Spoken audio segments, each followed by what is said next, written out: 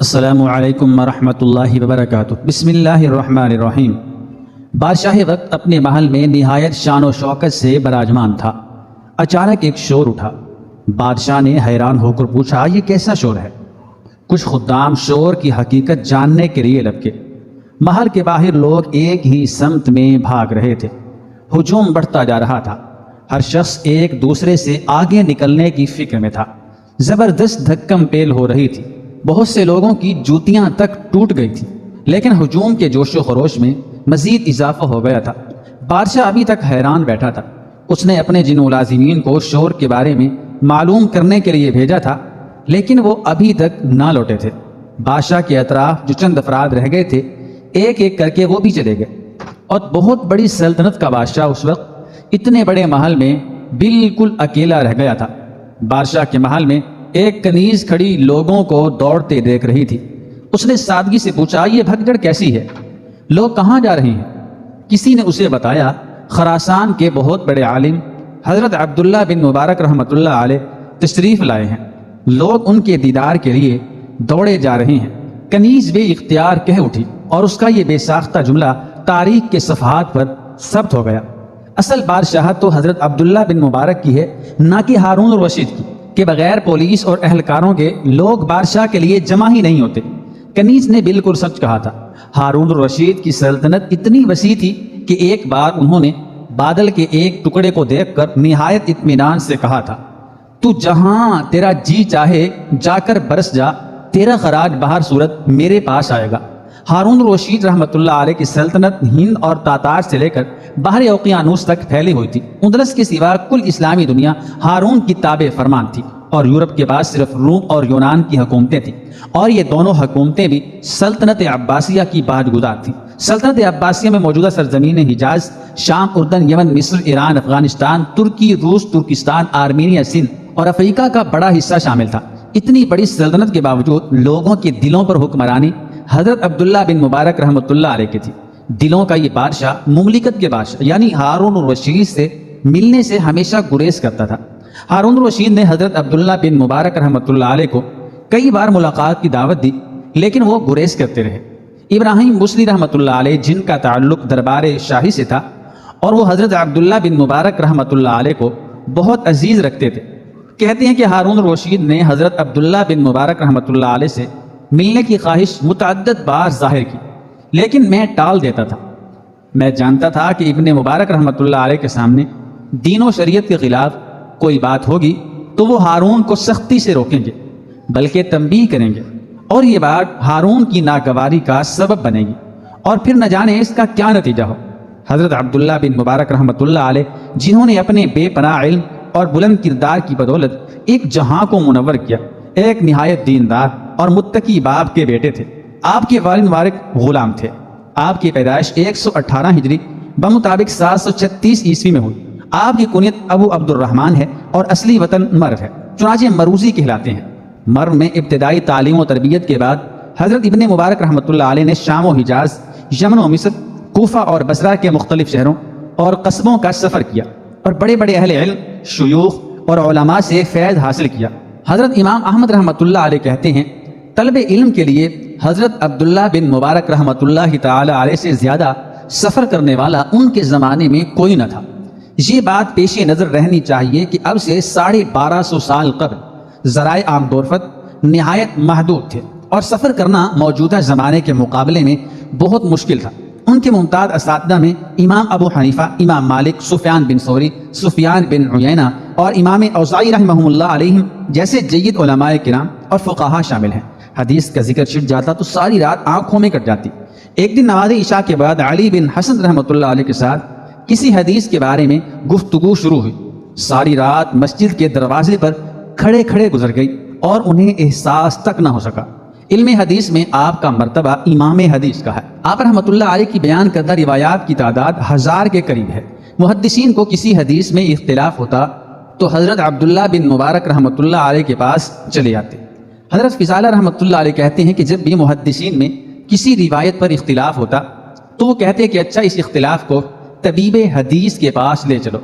طبیب حدیث سے ان کی مراد حضرت عبداللہ بن مبارک رحمۃ اللہ تعالی علیہ تھے۔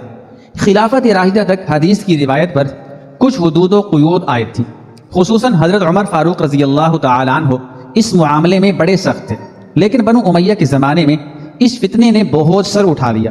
اس پر ائمہ حدیث نے بعض اصول مرتب کیے جن کی مدد سے حدیث کو پرکھا جا سکے۔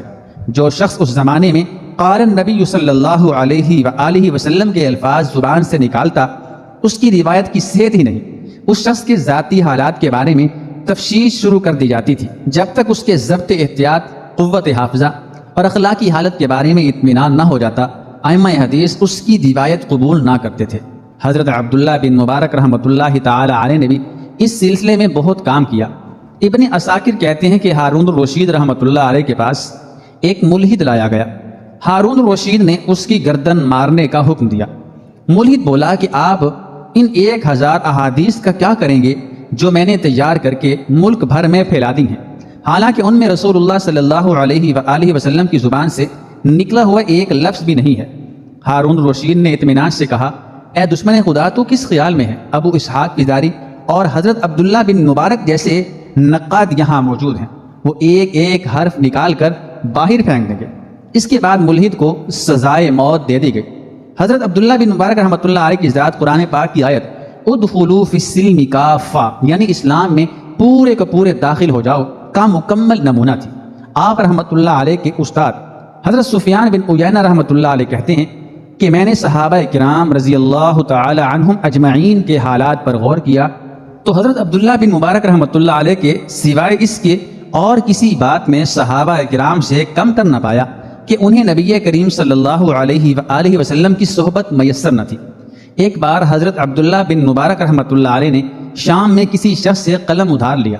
مرو پہنچ کر یاد آیا کہ وہ شخص کا قلم واپس کرنا بھول گئے ہیں۔ واپس شام گئے اور قلم لوٹائے۔ واضح رہے کہ مرو شام سے سینکڑوں میل دور ہے اور اس زمانے میں صرف گھوڑوں، اونٹوں اور خچروں پر سفر ہوتا تھا۔ حضرت عبداللہ بن مبارک رحمۃ اللہ علیہ کبھی مہمان کے بغیر کھانا نہیں کھاتے تھے۔ فرماتے تھے مہمان کے ساتھ جو کھانا کھایا جاتا ہے اللہ اس کا حساب نہیں لیتا۔ سال کے بیشتر حصے میں روزہ رکھتے تھے۔ سخاوت کا یہ حال تھا کہ 1,00,000 درہم سالانہ صرف فقراء پر خرچ کرتے تھے۔ خراسان سے تجارت کا سامان حجاز لا کر فروخت کیا کرتے تھے۔ ایک بار آپ کے شاگرد حضرت فضیل بن عیاض رحمۃ اللہ علیہ نے ان سے کہا، آپ ہم لوگوں کو تو زہد و قناعت اور دنیا سے بے رغبتی کی تربیت دیتے ہیں اور خود قیمتی سامان کی تجارت کرتے ہیں اور اس سے فائدہ اٹھاتے ہیں۔ آپ رحمۃ اللہ علیہ نے جواب دیا، فضیل یہ تجارت اس لیے کرتا ہوں کہ اس سے اپنی ذات کو مصائب سے، اپنی عزت کو ذلت سے بچا سکوں اور اللہ تعالیٰ کی اطاعت میں اس سے مدد لوں، اور اللہ تعالیٰ نے جو مالی حقوق میرے ذمے کیے ہیں ان کو بخوبی ادا کروں۔ کسی نے شکایت کی کہ آپ اپنے شہر میں مال اتنی فراوانی سے خرچ نہیں کرتے جس فراوانی سے باہر بھیجتے ہیں۔ جواب میں فرمایا، میں ان لوگوں پر مال خرچ کرتا ہوں جن کے علم و فضل اور صداقت و دیانت سے بخوبی واقف ہوں۔ وہ علم دین کی طلب و اشاعت میں لگے ہوئے ہیں، مگر ان کی ذاتی ضرورتیں بھی ہیں۔ اگر یہ لوگ ان ضرورتوں کو پورا کرنے میں لگ جائیں تو علم ضائع ہو جائے گا، اور اگر ہم ان کی مدد کرتے ہیں تو ان کے ذریعے علم کی اشاعت ہوتی رہے گی، اور منصب نبوت کے اختتام کے بعد علم دین کی اشاعت سے بڑھ کر کوئی دوسرا کام نہیں۔ ایک شخص 700 درہم کا مقروض تھا۔ کچھ لوگوں نے درخواست کی کہ اس کا قرض ادا کر دیں۔ آپ رحمۃ اللہ تعالی علیہ نے اپنے منشی کو لکھا کہ حامل رقع کو 7000 درہم ادا کر دیے جائیں۔ یہ تحریر لے کر وہ شخص منشی کے پاس پہنچا۔ اس نے تحریر پڑھ کر پوچھا، تمہیں کتنی رقم چاہیے؟ اس نے بتایا کہ میں 700 درہم کا مقروض ہوں، اور اس کے لیے لوگوں نے سفارش کی تھی۔ منشی نے حضرت ابن مبارک رحمۃ اللہ علیہ سے استفسار کیا۔ آپ نے جواب میں لکھا، تمہیں جس وقت میرا خط ملے اس وقت تم اس شخص کو 14,000 درہم دے دو۔ منشی نے ازراہ ہمدردی لکھا کہ اس طرح تو جلد ہی سرمایہ ختم ہو جائے گا۔ حضرت عبداللہ بن مبارک رحمۃ اللہ علیہ نے سخت لہجے میں لکھا، اگر تم میرے ماتحت ہو تو جو حکم دیتا ہوں اس پر عمل کرو، اور اگر تم مجھے اپنا مامور و محکوم سمجھتے ہو تو پھر تم آ کر میری جگہ بیٹھو۔ اس کے بعد جو تم حکم دو گے میں اس پر عمل کروں گا۔ میرے سامنے مادی دولت و ثروت سے زیادہ قیمتی سرمایہ آخرت کا ثواب اور نبی کریم صلی اللہ علیہ وآلہ وسلم کا وہ ارشاد گرامی ہے کہ جو شخص اپنے کسی مسلمان بھائی کو اچانک اور غیر متوقع طور پر خوش کر دے گا اللہ تعالیٰ اس کو بخش دے گا آپ رحمۃ اللہ تعالی علیہ شام کے شہر طرطوس جایا کرتے تھے۔ راستے میں رقہ پڑتا تھا، وہاں ایک سرائے میں قیام کرتے تھے۔ اس سرائے میں ایک نوجوان بھی رہا کرتا تھا۔ جب تک آپ سرائے میں قیام کرتے وہ نوجوان آپ سے حدیثیں سنتا۔ ایک بار سرائے پہنچے تو نوجوان کو نہ پایا۔ دریافت کرنے پر معلوم ہوا کہ وہ 10,000 کے قرض کے سلسلے میں قید ہے۔ آپ رحمۃ اللہ تعالی علیہ نے قرض خواہ کو بلایا، رقم ادا کر دی اور وعدہ لے لیا کہ کسی سے تذکرہ نہ کرے گا۔ اسی رات آپ رقہ سے روانہ ہو گئے۔ نوجوان رہا ہو کر سرائے میں پہنچا۔ اسے ملاقات نہ ہونے کا اتنا رنج ہوا کہ اس وقت طرطوس کی سمت روانہ ہو گیا۔ خاصی دور جا کر حضرت سے ملاقات ہوئی۔ حضرت عبداللہ بن مبارک رحمۃ اللہ تعالی علیہ نے حال دریافت کیا۔ نوجوان نے بتایا کہ میں قید میں تھا، کوئی اللہ کا بندہ آ کر سرائے میں ٹھہرا ہوا تھا، اس نے قرض ادا کر کے مجھے رہائی دلوائی۔ آپ رحمۃ اللہ تعالی علیہ نے فرمایا اللہ کا شکر ادا کرو کہ اس مصیبت سے تمہیں نجات مل گئی۔ آپ رحمۃ اللہ علیہ تقریباً ہر سال حج کیا کرتے تھے۔ سفر حج پر معمول تھا کہ سفر سے پہلے تمام رفقائے سفر سے کہتے کہ اپنی اپنی رقم میرے حوالے کر دیں۔ جب وہ لوگ رقم حوالے کر دیتے تو ہر ایک کی رقم الگ الگ تھیلی میں ہر ایک کے نام کے ساتھ مہر بند کرتے اور صندوق میں رکھ دیتے۔ سفر کے دوران خود خرچ کرتے، اچھا کھانا کھلاتے۔ جب فریضہ حج ادا کر کے مدینہ منورہ پہنچتے تو ہم سفروں سے کہتے کہ اہل و عیال کے لیے جو خریدنا ہو خرید لیں۔ اس سارے سامان کی قیمت خود ادا کرتے۔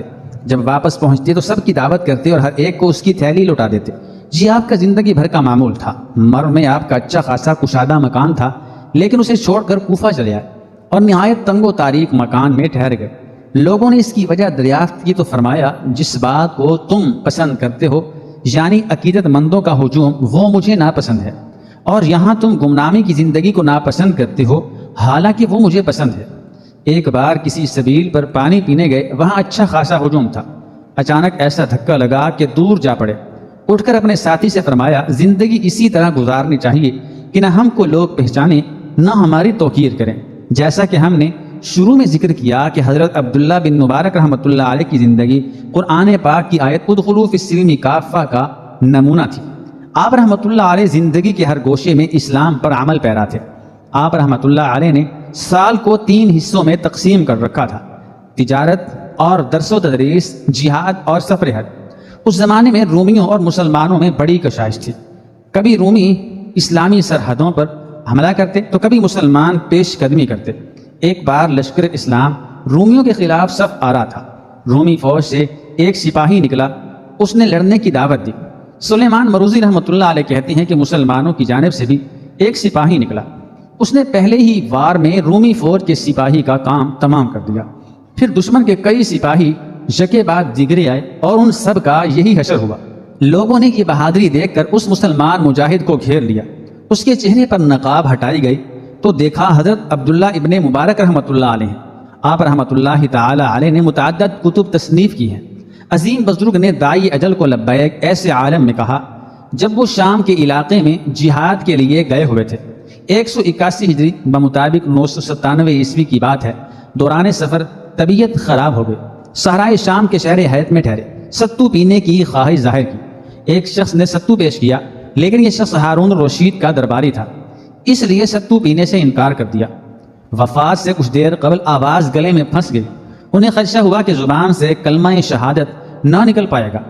انہوں نے اپنے شاگرد حسن بن ربیع رحمۃ اللہ علیہ سے کہا دیکھو جب میری زبان سے کلمہ شہادت نکلے تم اتنی بلند آواز سے دہرانا کہ میں سن لوں۔